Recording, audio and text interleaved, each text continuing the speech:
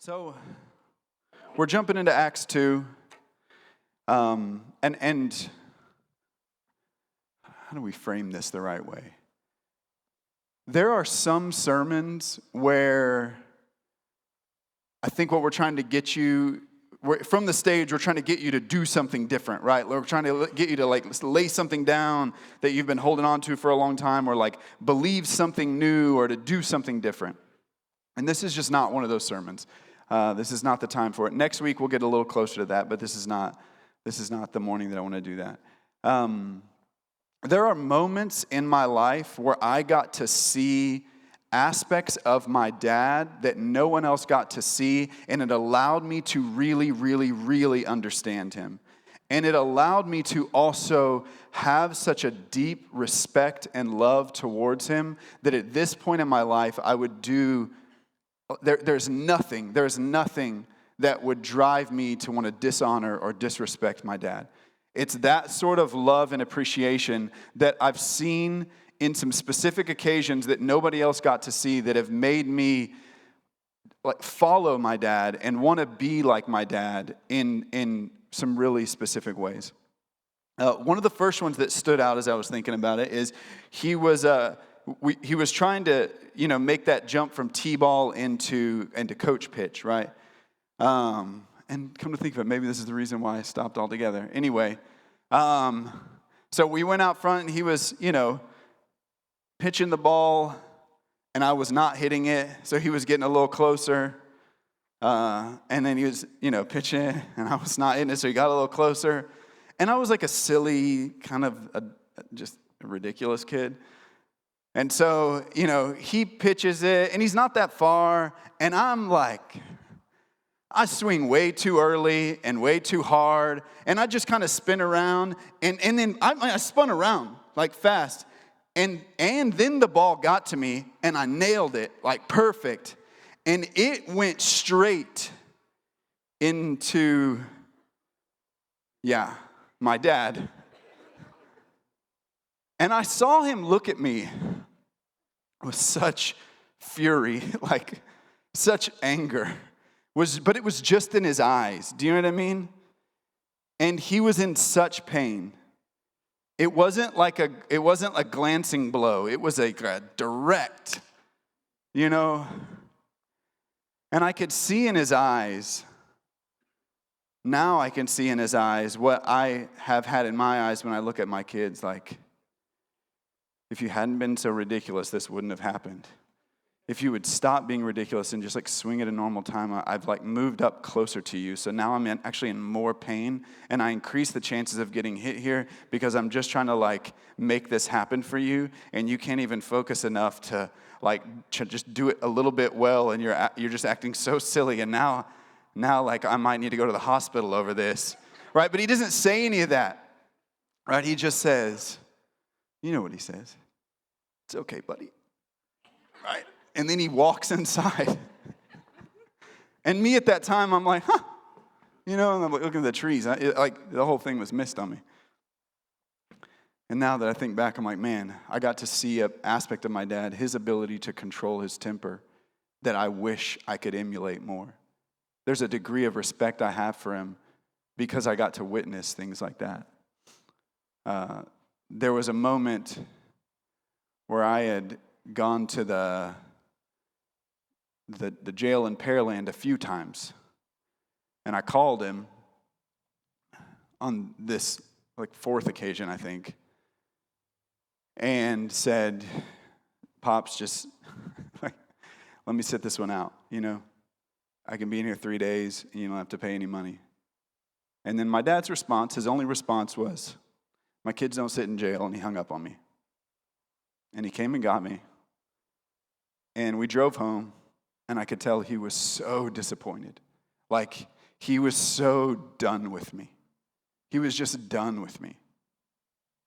But even in his inability to know what to do with me, he never, ever, and even in that moment, lost his cool, lost his temper, and withdrew love from me. All he said was, we'll get through this. We'll get through it.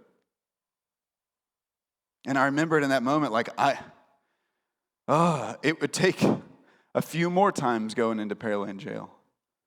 And it would take me going further downhill before I would realize the depth of my dad's patience and love and how impactful it was. And so when I say that today I want to do something different with the sermon, what I mean is specifically is I want you to see God for who he is. That's my only hope for today. I want to say my only hope. That is my 90% hope, is that we could just see God a little better for who he is. That's all. Because a lot of the way that we understand God is through an ancient Near Eastern document that is woven into the history of a nation called Israel. And so really getting a good picture of who he is not necessarily easy through that book unless you spend so much time in it understanding the history and understanding why it was written and who wrote it. Like, there really is a value in there, but you can lose who he is in the midst of it. And so we get this beautiful picture of who Jesus is in the Gospels because it's straightforward and you get to see God in the flesh. And you're like, wow, what a wonderful being, what a compelling person. But I think in many of our minds, there's a disconnection between that being and the Father. There's a disconnection between who Jesus is, his deep love and his commitment to humanity. And the question is God really like that? Because I don't know that he is.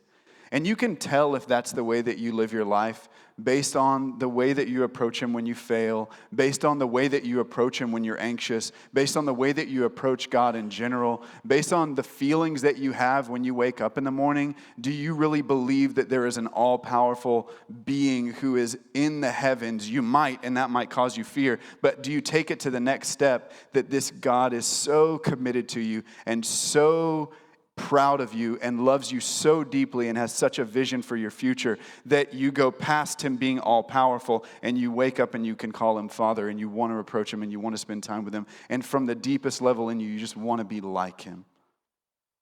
Or is Christianity more about doing the right thing, right? Following the rules.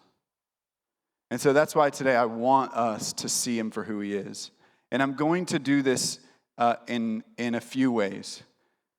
The first way that we're going to get there, because I need you guys to see something with me, is I want to walk through what we would call the prehistory of humanity. And I call it the prehistory because it's a lot like, Star Wars people. Everybody in here has at least seen Star Wars, right? Right, you're at least familiar. Okay, don't say no. We'll kind of shame you. No, I'm joking. We won't. There's no shame here. But when we leave. Okay, beginning of Star Wars. You know what's at the beginning of all the Star Wars? Space, right? But then what's that thing that happens before you transfer to the opening scene? What's the thing that happens before the opening scene? The slow summary, right? It's like the yellow words. And you know the opening line, right, is like, a long time ago in a galaxy far, far away, right? That's the prehistory. How many of you are like Harry Potter people? Okay. That whole set of movies that came out after Harry Potter, you know what I mean? The Fantastic Beasts and la-la-la-da-da-da-da. Fantastic Beasts? Fantastic Beasts. That's the one. Prehistory, right? Okay, but this is the real good. If you're into Star Wars and Harry Potter, that's cool, but it's not that cool. Now, Lord of the Rings, right? You know what I'm talking about? You know how it always opens up with that person with the accent, but you don't know, is this like Irish or is it British? But it's super soothing, and you're like, golly, man, that's so compelling, your voice and the way you're telling me about like these places that don't exist. And I'm like, yeah. And it like scans the map and it tells you stuff that happened like ages and ages and ages and ages and ages ago. And the whole point of it is to give you a prehistory so that you understand why things are the way they are now. So we are going to use stools and chairs and tables and toys to walk through prehistory. And I thought this would be fun because, we've welcomed the 3rd through 5th graders in here. I just thought, hey, we can vibe with this. many of you who've been through Genesis 1 to 11 with me before, you're just going to have your mind blown because it's going to be completely different, because Genesis 1 to 11 is prehistory, but it's also meditation literature, and you could spend your entire life trying to understand what it means. Okay, so good. So let's do it, right? We're going to do it in 4 scenes. In the beginning, 2 trees, a flood, and a tower. Right? So the opening lines, right? In the beginning, God created the heavens and the earth was not fully inflated. No, the earth was without form and void, and darkness covered the face of the deep. And then you know what happens? The Spirit of God, the breath of God. In Hebrew it's ruach, but it's all the same. The breath, the wind, and the Spirit of God hovered, right?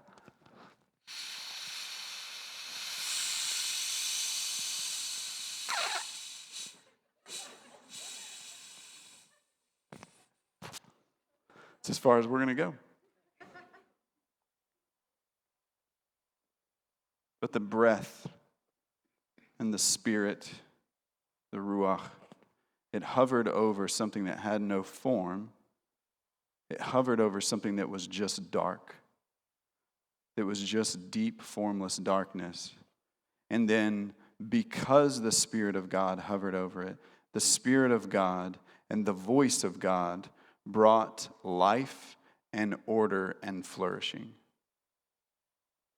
So every single thing that you know of as beautiful, every single thing that you know of as beautiful, every single thing that you know of as beautiful is because the Spirit of God brought order and flourishing.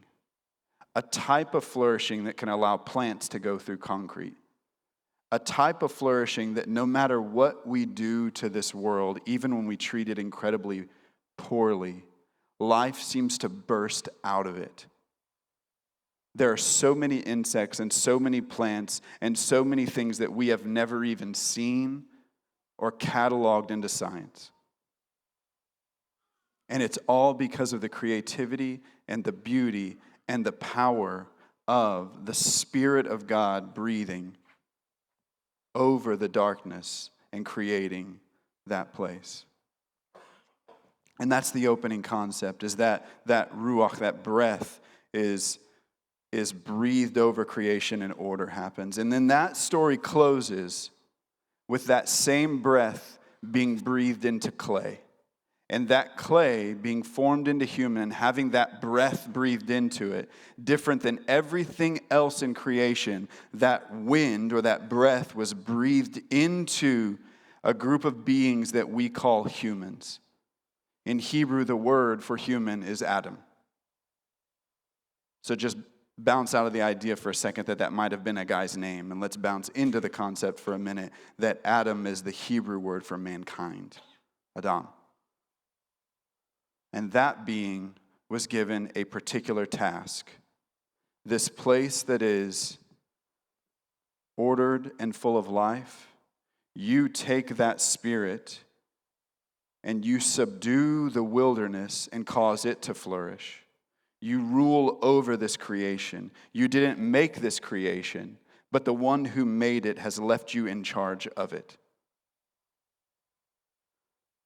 And what you see is the Spirit gave order and life, and then the Spirit was given to humanity so that they can continue bringing order and life and flourishing.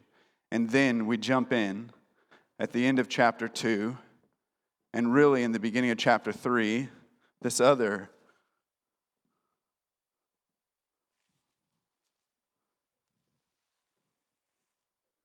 right? The reason we're doing it this way is because I want you to see, we read the Bible like it's the Bible instead of reading it like it's an ancient text. And the text is intentionally odd because, like I said, it's meditation literature. And we've been conditioned to not look at the Bible and be like, what the heck is it saying? Because we're like, oh, it's God's word. You know what I mean? So like, you don't approach it with the mystery and the wonder that in fact it's laden with, right? Because that's a wild story. And then this is an even wilder story. You're supposed to read the story and be like, what? What? This is the prehistory. And the prehistory, after that breath is breathed into humanity, is this, is that God brings Adam, mankind, to these two trees. I couldn't find another tree. It was a bush. It wouldn't have made sense. These two trees. One is the tree of life, and it's an image or a picture of the life-giving presence of God.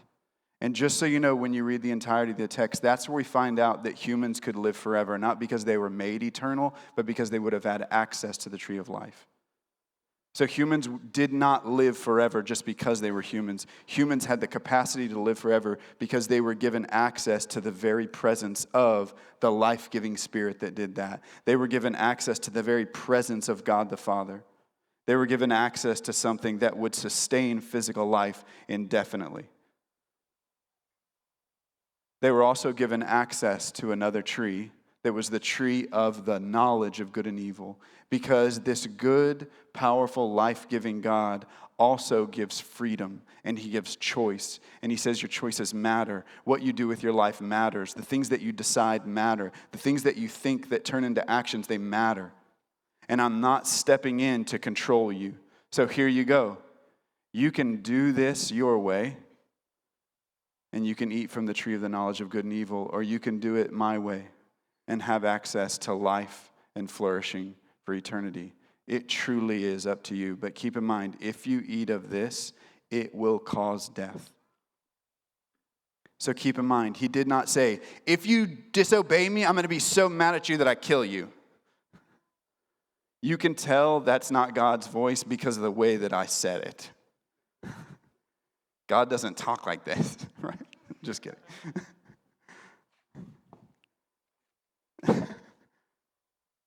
Interestingly enough, it is here at this part of the story that we're introduced to a character. And when we read it in our Bible, it says snake. When you read it in Hebrew, it's not the normal word for snake. It's another word for snake that also is consistent with the divine beings that if you read Isaiah 6 that circle the throne of God and say, holy, holy, holy is the Lord God Almighty. Same word in Hebrew. So you get introduced to a character who's presented as a snake, but you can really understand when you're reading that this is a divine being.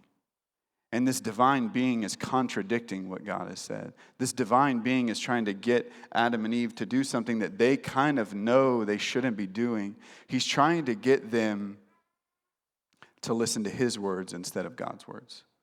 He's trying to get them to listen to his voice instead of God's voice. And so we're introduced to a character that is opposed to humanity.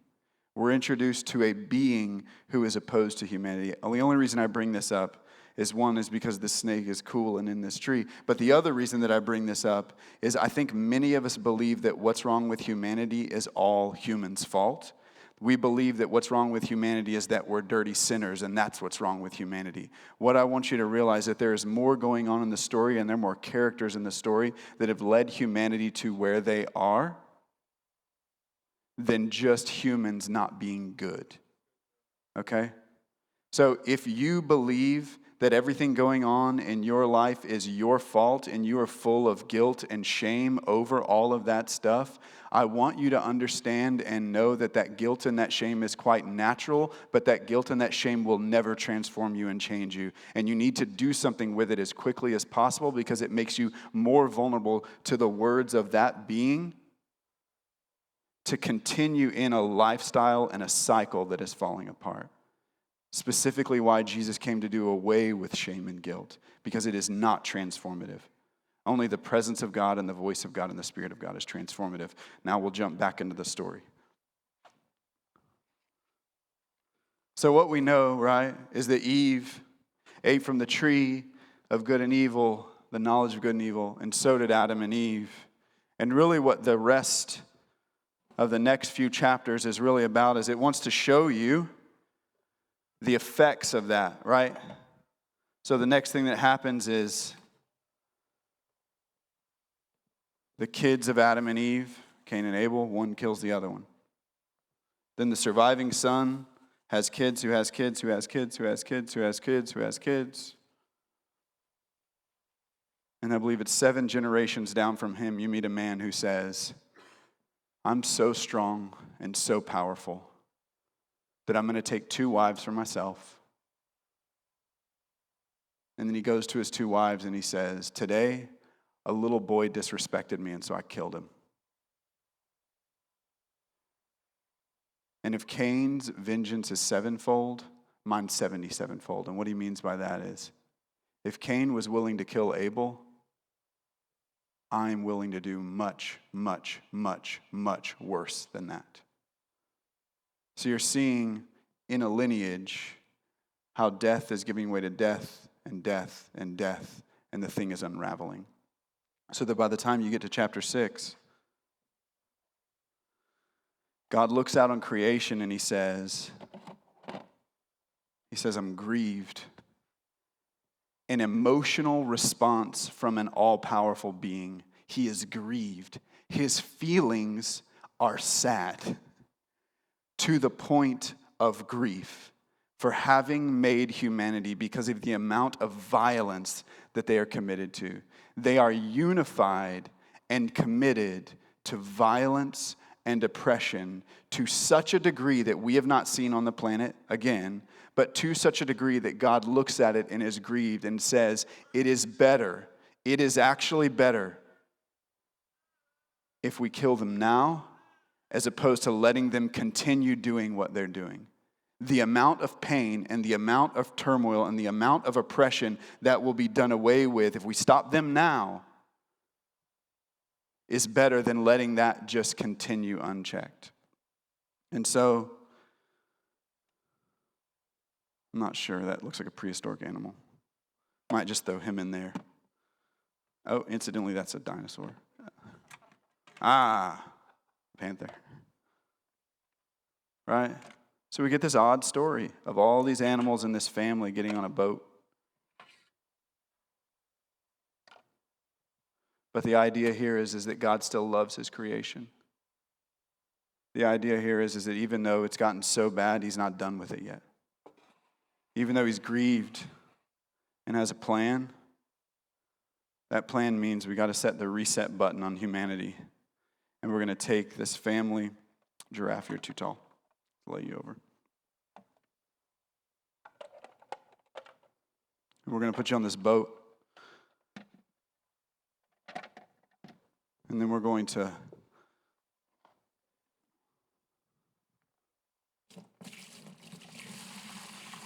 flood the place.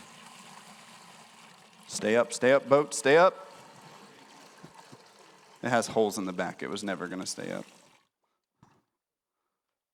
Right? For 40 days and 40 nights. God cleanses the earth.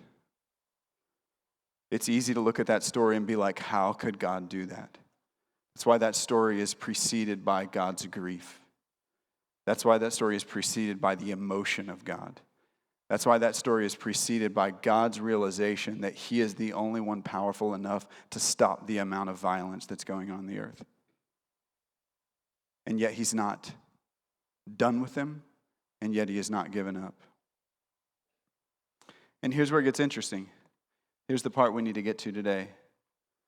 The floodwaters go down, and that boat lands by a mountain, Mount Ararat. And they get off the boat. And God says the same thing to them that he said to Adam and Eve when he first made them. Be fruitful, multiply, fill the earth, subdue it. Says the same thing. So you see these people get off a boat. And you know what happens in the very next chapter? It says they gathered together in this plain of Shinar. And they said this. You know, we'd rather not scatter. We'd rather not have anything to do with God. I know what we can do. Let's gather together. Let's build a tower that'll reach the heavens. I made this tower. I wish I could say my kids built this tower. I spent too much time building this tower. Don't fall over. And they use blocks and DVDs.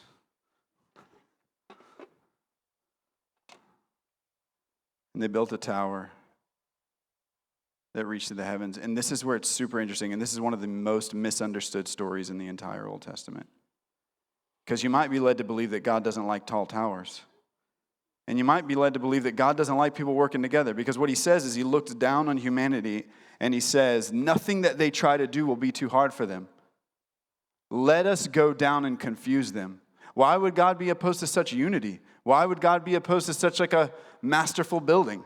Like, why would God be opposed to it? And the reality is this. What we're seeing happen when they got off the boat is that these humans are no different than those humans that are any different than these humans. And that what he needs to do, because if he lets this go unchecked, do you know what's going to happen? In 6 chapters, he's going to have to find a way to flood it again. Because there's nothing new and there's nothing different and nothing would change.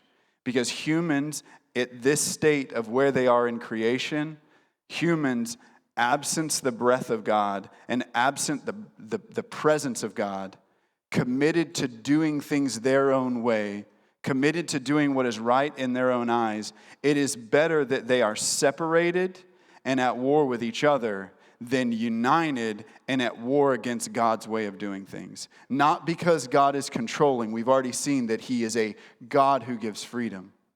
But he is also a God that is not going to let enormous amounts of violence go unchecked.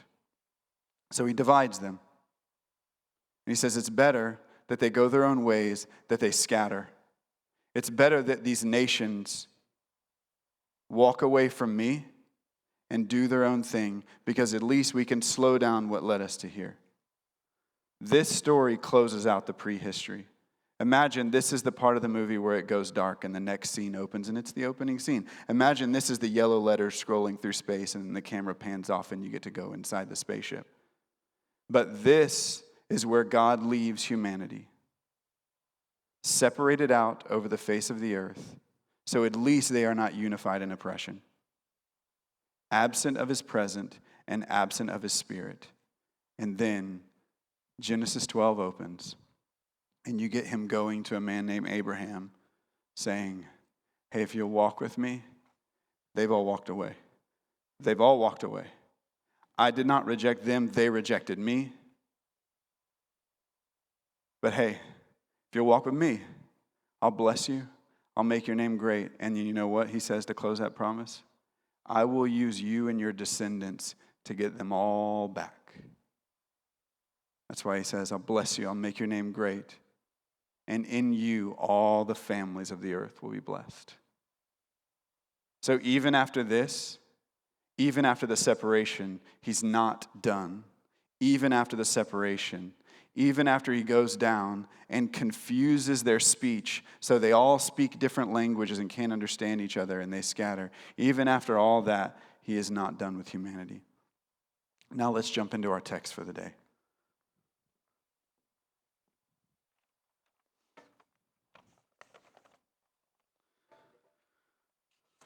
We're in Acts 2. We've finished the book of Luke. Jesus has shown us an incredible life.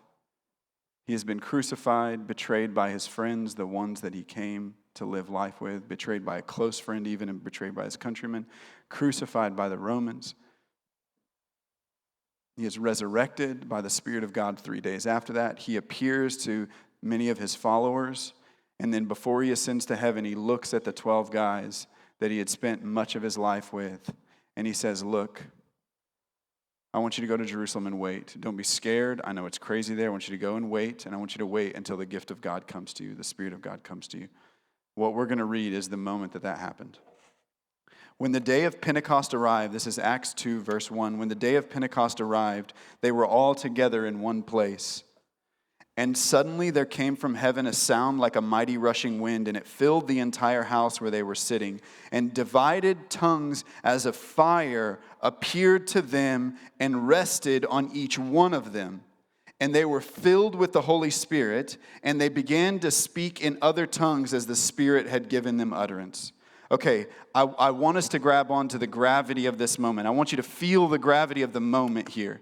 because this is the turning point of history, right? This is the turning point of history. But before we understand why this is good for humans, I want you to feel with me for a moment what God has been doing up to this point. Because we just fast forwarded from like Genesis 11, from Genesis 12, all the way through the entirety of the Old Testament and then into the New Testament. We fast forwarded. But I want you to understand what was going on in the middle, and I want to do it this way. The way that Paul is going to explain the state of humanity after all this, when Paul writes to the Ephesian church, you know what he's going to say in chapter 2? He's going to say this. He's going to say, you were dead in your trespasses and sins, in which you once walked, following the course of the world, following the prince of the power of the air, the spirit that's now at work in the sons of disobedience, among whom we all humans once lived in the passions of our flesh. We were carrying out the desires of the body and the mind. We were by nature children of wrath like the rest of mankind. You're going to see Paul saying the state of humanity, the state of Adam, the state of Adam, the state of humanity is that humanity is dead. Isn't that consistent with what God told Adam and Eve here? He said, if you try to go this route, it's going to result in death. And what God has been doing from the moment that death took over humanity until Jesus is he has got this dead humanity on the ground, and he is going to them and he's pressing on their chest. He's pressing on their chest, and then he's holding their nose and he's blowing in their lungs. When he made his promises to Abraham, he is blowing in their lungs, and their lungs don't take it and they blow it back. When he goes to Moses in a burning bush and he says, I want my people and I want them free, and I want you to show them a way of living that will result in blessing and not curses, that will result in life and not death. There will be something different for humanity to look at. He's grabbing their nose and he's taking his breath and he's saying, like, take it. And they do for a couple years, and then they don't for several years. And then they do for a couple years, and then they don't for a couple years. And when he goes to David and he makes promises to David and he says, there's going to be a king who's going to come from your line and he's going to set everything right. Everything that grieves you, all of the nations around you that oppress you, all of the nations that keep you in war, there's going to come a being who's going to set it all right. He's going to come from your line, I promise. I promise. He's just grabbing the nose of humanity and not giving up and just like breathing his breath into that dead body, and that dead body is not taking it. Its lungs go up, and then its lungs go back down, and it doesn't breathe again. When he comes to Elijah and sends fire once again from heaven, when he comes to Solomon and sends fire once again from heaven, when he shows up in his temple as fire, when he leads his people through the wilderness as a pillar, a cloud in a day and fire by night, he is just showing him that, like, look, when I enter into I'm here with you.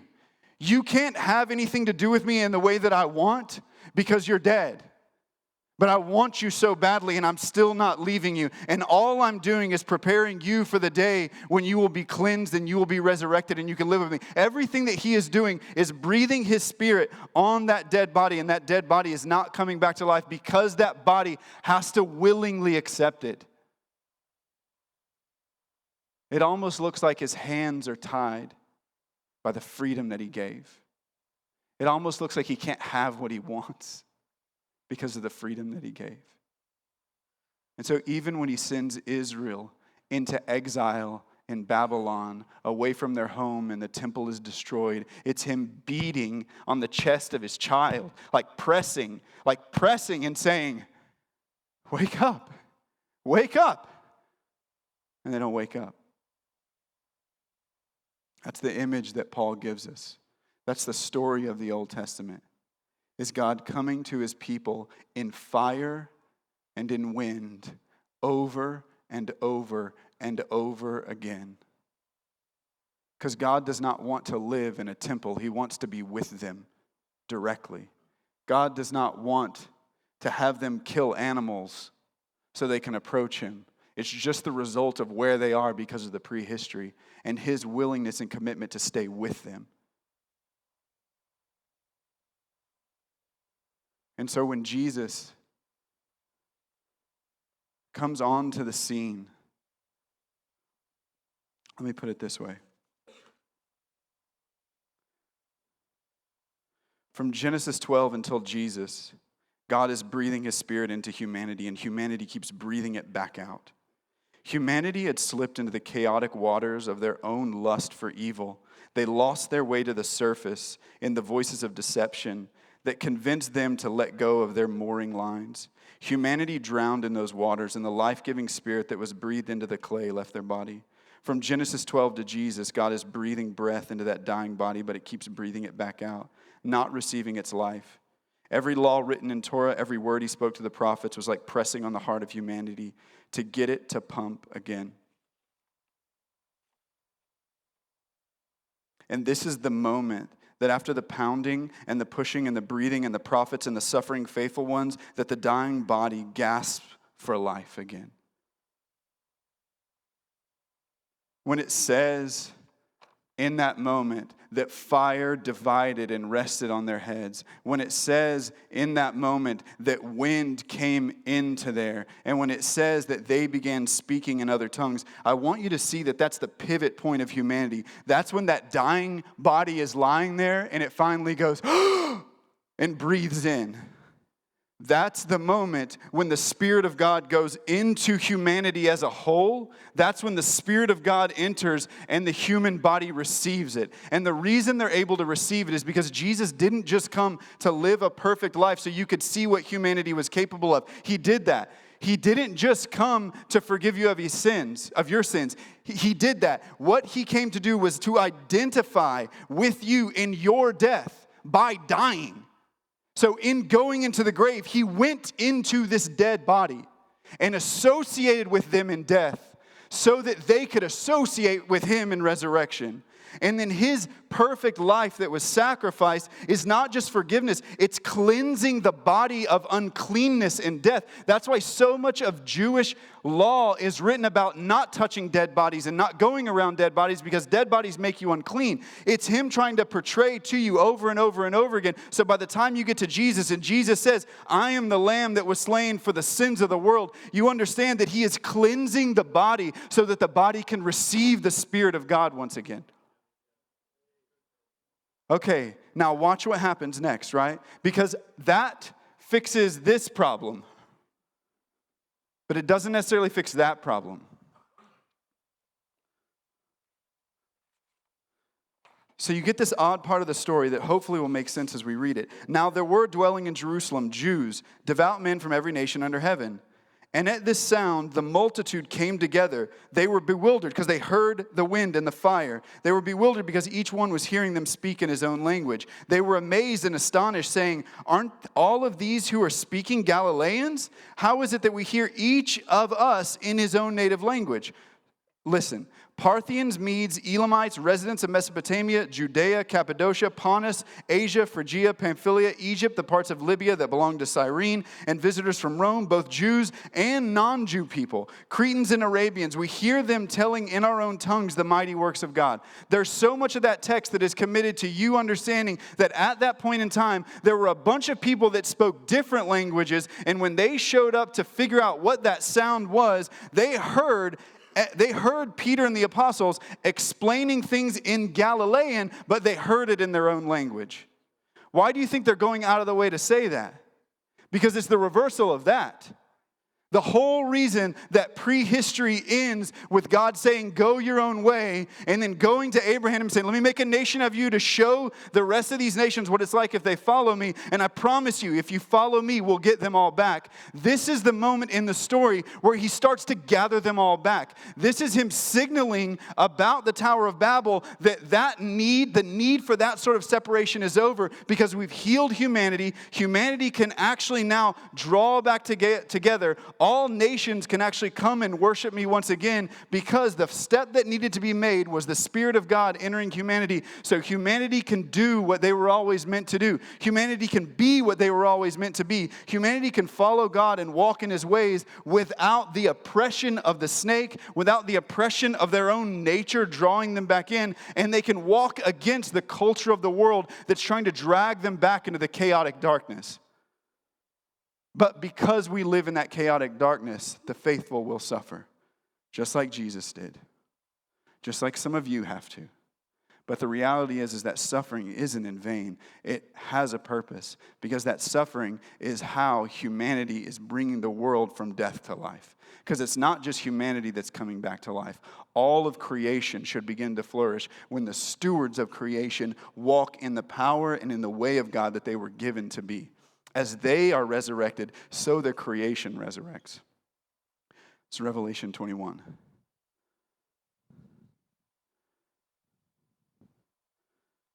And so this, I want you to see, is the moment. This is the moment, from God's perspective, that after all of the resuscitation, all of the presence, all of the laws and the prophets and the Bible and all the words and all the history and all of it, this is the hinge on which all of humanity turns. This truly is, and I would argue even more so than the day that Jesus was born, even more so than the day that he died. This is the most important moment in human history. And I have a habit of overstating things, but I'm not overstating this one. This is the moment. And for 2,000 years, God's Spirit has been coming into the lives of people and bringing them from death to life. And each of you have stories of prior to walking with Jesus, of God coming to you in your own personal life and pressing on you and pressing on you and pressing on you and inviting you into more life and inviting you into a better way of living and inviting you into real, legitimate life with him. And many of you can remember the moment where life was breathed into your lungs and you became a new creation. That's the promise. That's the invitation.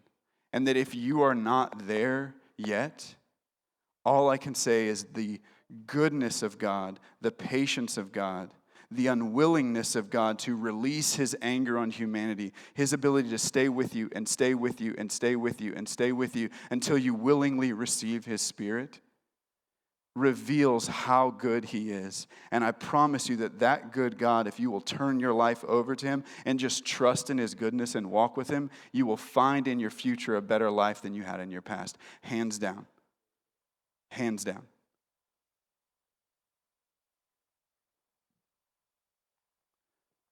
And so I'm going to read something just to tie this up for us. The band can come back up. Blake, you can just do something with all this. Just want to read for us just a minute.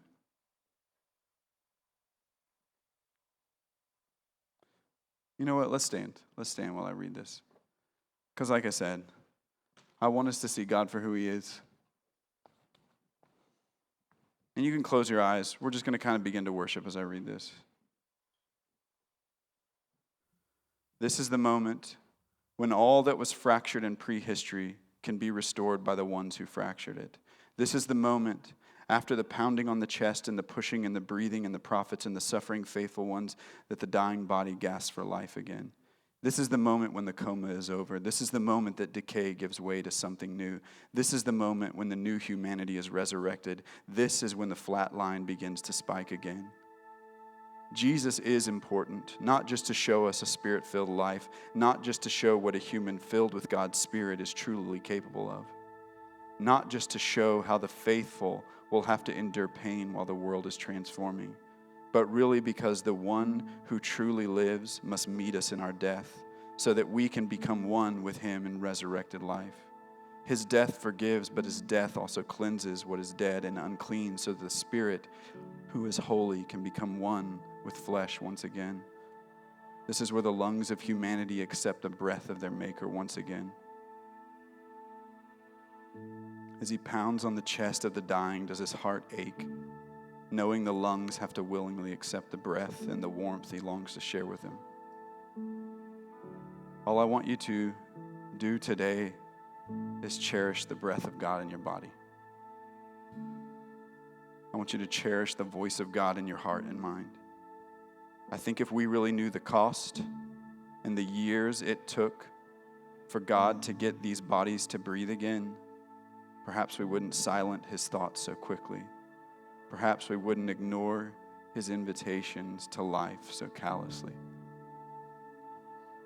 More than anything, I just want us to cherish God for who he is. And I want us to cherish, to really cherish. So before we jump in next week to talking about how to hear from the Spirit and walk by the Spirit, before we really look at what the Spirit does, I think it's so important. I think it's so important that we just cherish the Spirit. That we just say, like the song we sang earlier said, you're worthy, you're worthy, you're worthy, you're worthy, you're worthy, you're worthy, you're worthy. I remember after I started following Jesus and stopped going to jail and my life has changed, I went on a little retreat with my dad. It was just kind of a random thing. I remember sitting in a little circle and everything that he had done just flooded my mind. And I was just left in tears in front of him. And the only thing that I knew to do was in front of that circle of people to take off my dad's shoes and to get a bucket of water and to go up to him and just say, like, my God, Dad, you're so patient. You're so kind. You're so good.